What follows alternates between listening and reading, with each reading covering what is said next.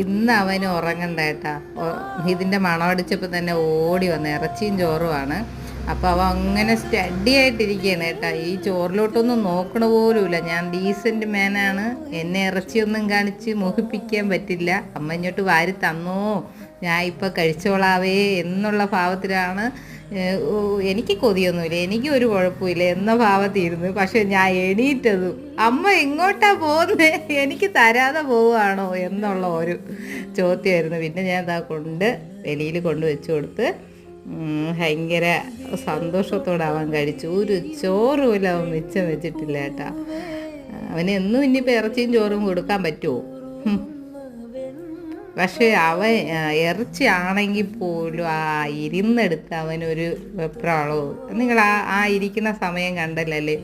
ഇറച്ചി ഇഷ്ടമാണ് എങ്കിൽ പോലും അവൻ്റെ ഡീസൻറ്റ്, അവൻ്റെ മാന്യത കളയാതിരുന്നു.